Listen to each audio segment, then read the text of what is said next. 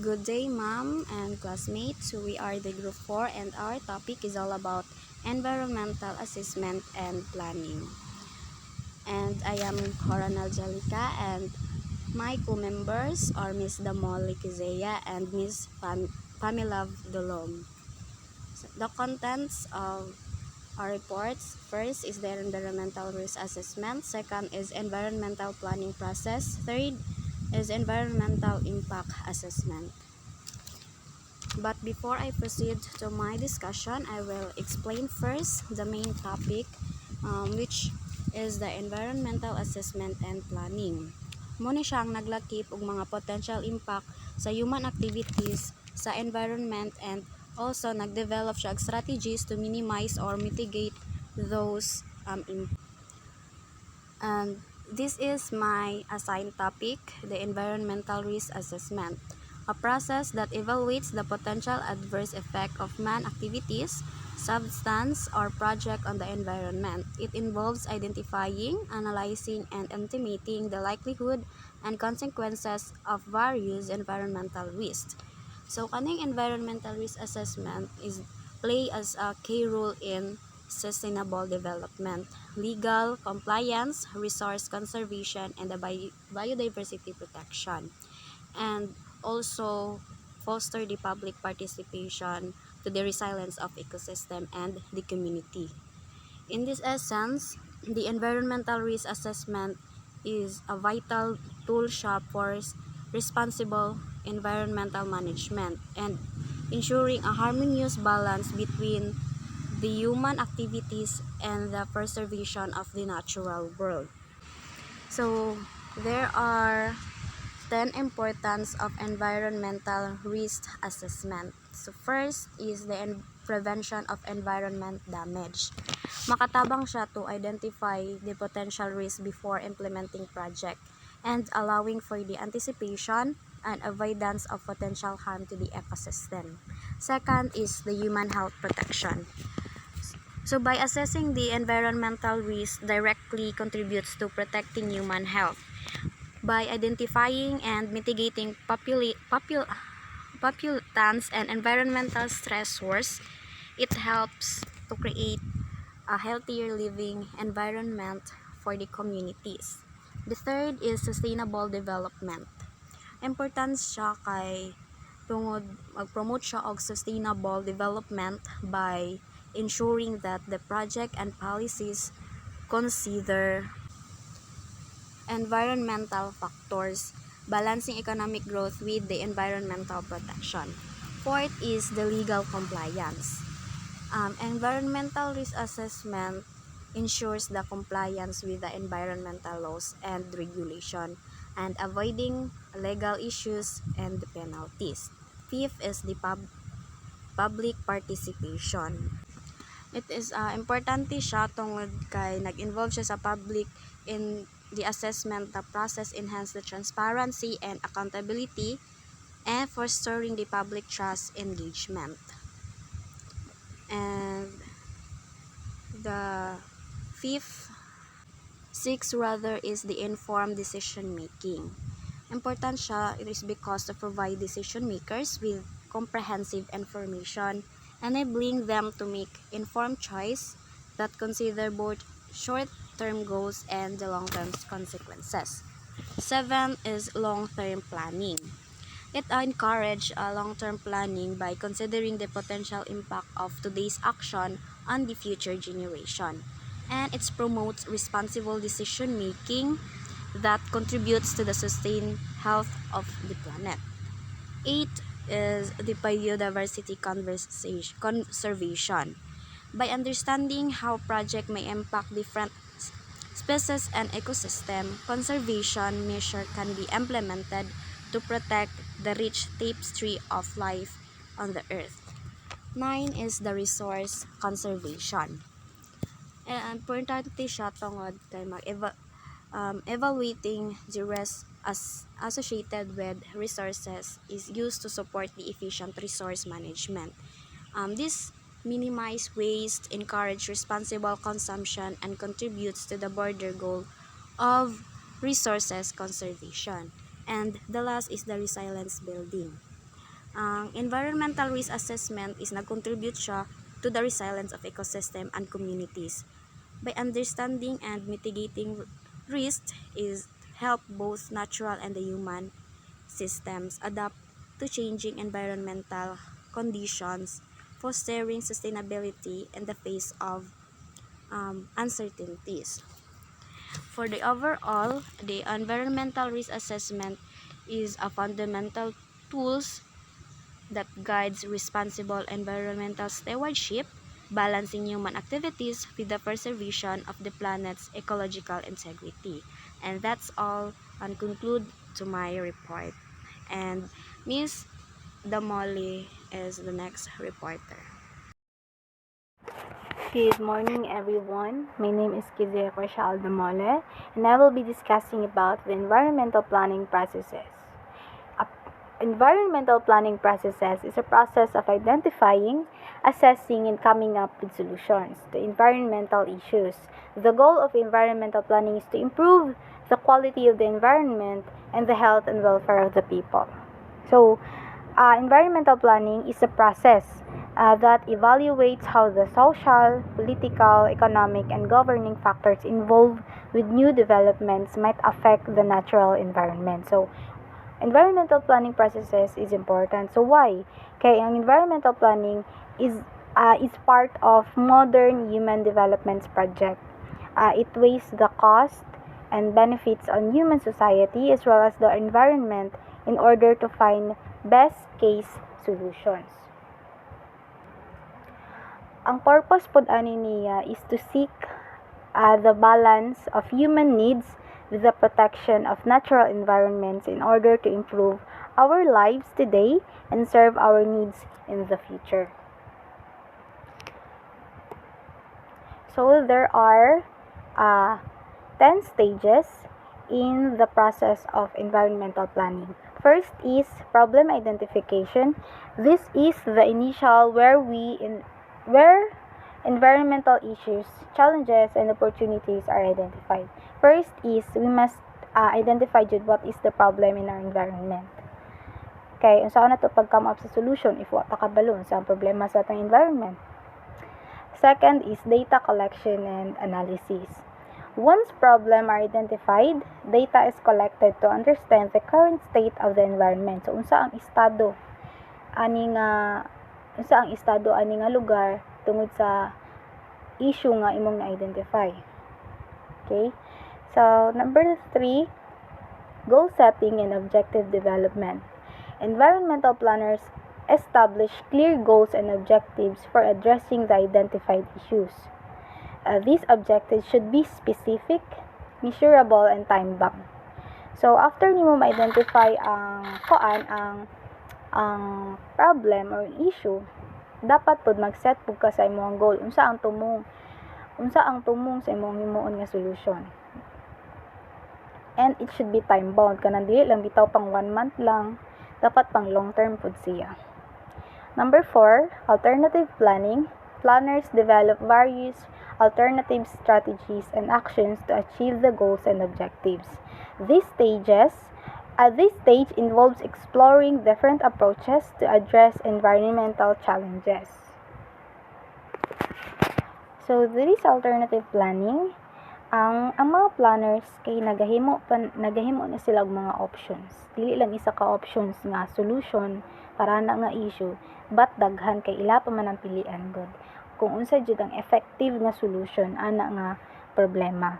Number 5, evaluation of alternatives.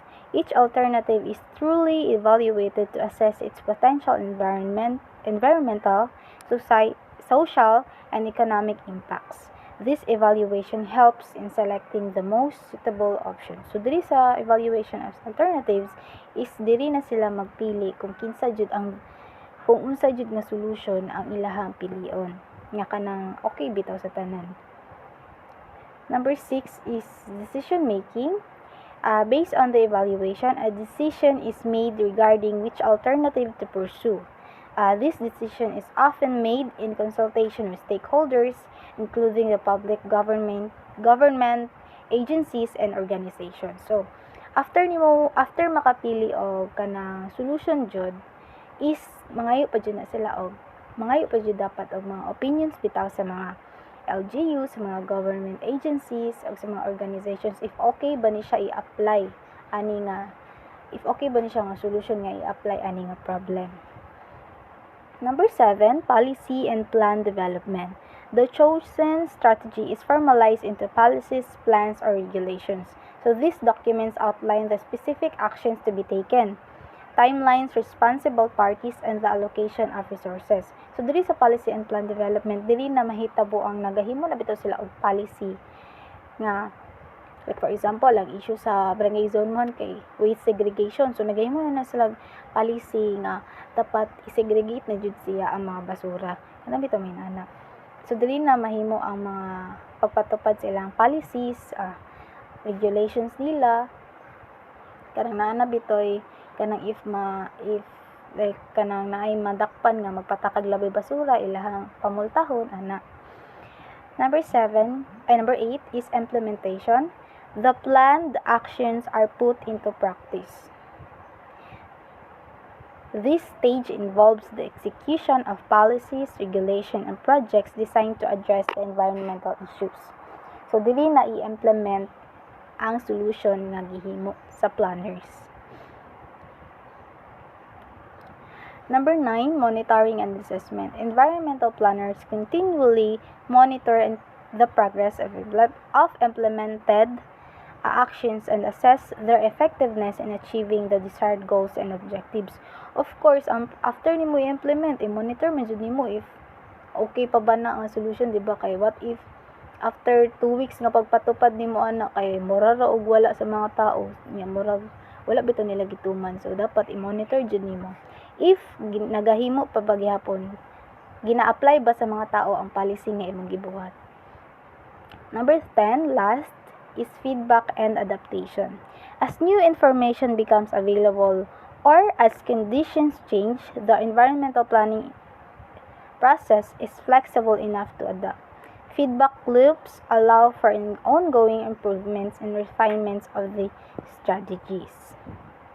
So, that would be all. Thank you. So, good morning once again. Well, I am Fame Labdidulom and I am the last reporter of Group 4. I will be the one to discuss about environmental impact assessments. I know that most of you nakabalo na kung unsang environmental impact assessments since na-topic na ni siya sa last reporter. But I will just give some ideas and informations regarding on this topic, which is the environmental impact assessment. So, unsa di ang environmental impact assessment? It is a tool for achieving sustainability and sustainable development through the identification and assessment of environmental, social, and economic impacts compared to baseline conditions to inform decision makers prior to the utilizations of resources and commitments being made concerns the assessments and mitigations of the environmental impact of project. So, ang environmental impact assessment is used to evaluate kung unsa ang mga potential consequences sa environment because sa mga project, plan, or development. Its primary purpose is ang ma-ensure nga ang mga government, developers, or authorities well-informed sa ilahang mga actions. If kana ba ang ilahang gi-implement or ang ilahang gi-develop nga usa ka project is makaayo ba na siya sa ato ang environment or unsa ang potential nga harm nga makuha ana sa environment if ilahan ang ipadayon ang project.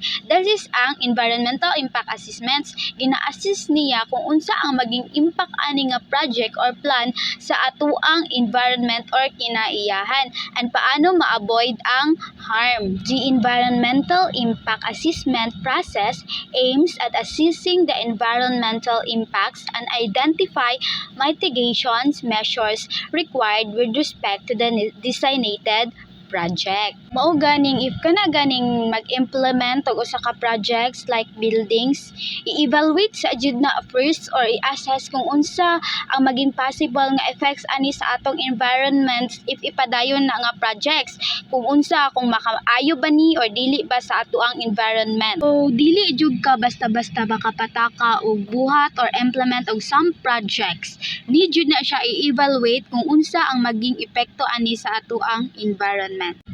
So these are the general principles that the director shall use in evaluating the assessments methodologies before implementing such plan. Dapat moagi sa ka or dapat mabalaan sa nimo ni nga mga general principles. The first one is the descriptions of the environments, which is the characteristic of the existing environment shall be described in a way suitable for identifications and predictions of environmental impacts. So, these descriptions of the environment kay ginatan-aw niya ang baseline sa usa ka environments ug gina-determine ang environmental condition ana nga sites and in the environments likely nga pwede maapektuhan ana nga proposed project rather, like ang issues nga gina-describe sa environmental impact assessments kung unsa ang mga existing nga pwede maapektuhan ana, like ang kung nabay duol nga water nga pwede maapektuhan, ang sediment quality or ang air quality, ang noise environment, ang atoang ecology, and even ang atoang cultural heritage and ang man-made environments nga pwede maapektuhan if ipadayon na siya nga project. So dira makita sa environmental descriptions ang description sa usa ka environment if i-propose na nga project ang maaari nga maipektuhan sa usa ka project. So the next one is impact prediction, which is ginatan-aw niya ang or gina-predict niya ang possible nga maging impact ani sa atong environment if ipadayon na nga ang gi-propose nga project. So it is capable of first identifying potential impacts which may be harmful or beneficial to the environment. Ginatan-aw niya or gina-identify kung kini ba is makaayo or naabay benefits ang makuha ang environment ani, or instead of benefits is harm or makadaot noon sa ato ang environment kung dili makaayo sa ato ang environment. So in that way gina-predict niya if unsa ang maging potential impacts ani, maybe naaba siya advantage or disadvantage nga makuha ang ato ang environments if ipadayon na nga ipadayon ang gi-propose nga usa ka project.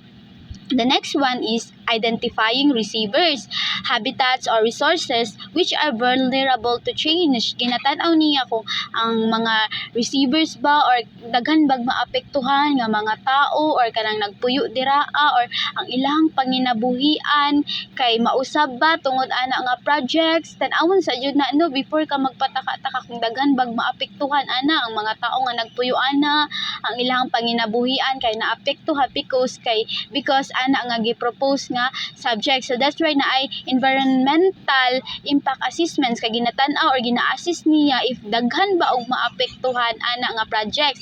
If daghan is syempre dili na lang jud ipadayon kay dili man siya makaayo sa tanan. And next one is the describing and predicting the reasonable case scenario and or the worst case scenarios or such scenarios as required in the environmental impact assessment study. So i-describe ug i-predict jud nimo ang reasonable case scenario ana if magpadayon ning siya nga sub project which is halimbawa building, ipadayon ni siya naay kusog nga linog, daghan ang matumbahan, maapektuhan ani, daghan ang mga matay if ipadayon ni siya nga project. So there is an evaluating and assessing the possible impact if ipadayon na siya nga project. So gina-describe o gina-predict niya ang magiging impact ani sa ato ang panginabuhian o dili lang sa atong panginabuhian but sa ato ang environment because it's focused in the environment if makaharm man ni siya or nabay makuha nga benefits sa ato ang environment ani nga project. Next is the impact evaluation. It's an evaluation of the anticipated changes and evaluating the environmental impact shall be capable of addressing the following issues. The first one is the existing or projected environmental conditions without the project in place. So this time is kanang tan-awan niya kung unsa ang conditions sa isa ka environment if dili na ma-propose or dili na mapadayon ang usa ka project. If wala ni or dili na ma-implement ng usa ka project, unsa man ang conditions sa environment? Okay lang ba ang atong environments or dako ba og benefits ang makuha sa atuang environment if dili na ipadayon ang usa ka project? So dira niya gina-evaluate or gina-tan-aw, gina-anticipate ang change or effects if wala na siya nga project. The second one is ang kabaliktaran, the projected environmental conditions with the project in place. So if naa na nga project or mapadayon na i-propose ang usa ka project, unsa man ang maging condition sa ato ang environment, na ba gihapoy makuha nga benefits ang ato ang environment or makadaot lang diay ni sa ato ang environment. The next one is a differentiation between the environmental impact caused by the project and that caused by other projects. So, na siya differentiation between the kanang ang impact sa usa ka sa environment ana nga gipropose nga project ug unsa man pud ang impact sa para sa to environment ang katong other good nga mga project nga na-propose na. So unsa man ang ilahang different if i-propose na karon ang project or unsa man ang kanang maging impact sa environment ana kung ipadayon na siya nga project ug unsa man pud ma-improve ba ang ato ang environmental conditions, maging okay ba ang ato ang environment or naabay change nga mahitabo or unsa maging epekto ani sa ato ang environments. And the last one is the environmental impact during different phases of constructions and developments of the project. So unsa man ang maging impact ani sa ato ang environment if kanang magsugod na gud ang construction ana nga project or i-develop na nga project, unsa man ang kaayuhan nga makuha sa environment ana or instead kaayuhan kay makadaot noon sa ato ang environments if magsugod na sila og construct ana nga project. Next is the last one, the impact mitigation, which is priority ang avoidance of impacts, and this is capable of first identifying and evaluating mitigation measures in order to avoid, reduce, or remedy the impacts. Evaluate niya ang mga measures good unsay mga dapat buhaton, mga step, things in order nga ma-reduce or ma-avoid ang maging impact ani sa ato ang environment, mahatagang solusyonan kung unsa ang maging epekto or masama ang epekto sa ato ang environment ani nga propose nga subject. Masolusyonan dayon samtang gamay pa ang naging impact god or ang mas pinaka-importante masolusyonan dayon samtang wala pa naging epekto ani sa ato ang environment. Mahatagan dayog ka ng solusyon before pa madaot ang ato ang environment or na mahatagan og harm ang ato ang environment. The next one is assessing the effectiveness of mitigation measures. So, before katong, di ba, naghatag mga steps or things nga need i-consider para ma-avoid or ma-reduce or mas masolusyonan pa ang maging impact ani sa ato ang environment. So, gina-assess na siya or kung kana bang steps or measures is effective ba siya sa ato ang environment, kay instead nga kanang nagbuhat ta og steps para makaayo sa ato ang environment para masolusyonan ang impact is mas makadaot pa noon siya sa ato ang environment or dili siya makaayo or dili siya effective sa ato ang environment. So gina-assess jud na siya kung kana ba nga measures nga ginabuhat, gina-implement is maka-effective ba sa ato ang environment, because if dili siya effective is mas mudako pa ang harm nga mahitabo sa ato ang environment ug dili nato ma-avoid ang possible nga impacts sa ato ang environment. And the last one is defining the residual environmental impacts, which is the net impacts remaining with the mitigation measures in place. So if kanang naay solution tas kanang dili siya effective sa ato ang environments, so this is the time nga kanang mangita ta og pinakahaom nga kanang pwede ma-reduce ang ato ang or ma-remedihan ang impact sa ato ang environment. Effective na siya and masolusyonan jud og tarong ang magiging impact ana sa ato ang environment and maging beneficial siya sa ato ang environment. Thus, the goal of environmental impact assessments kay to strike balance between development and environmental protections, helping to make informed choices that promote sustainable development and minimize harm to our environment. So that is the goal of our environmental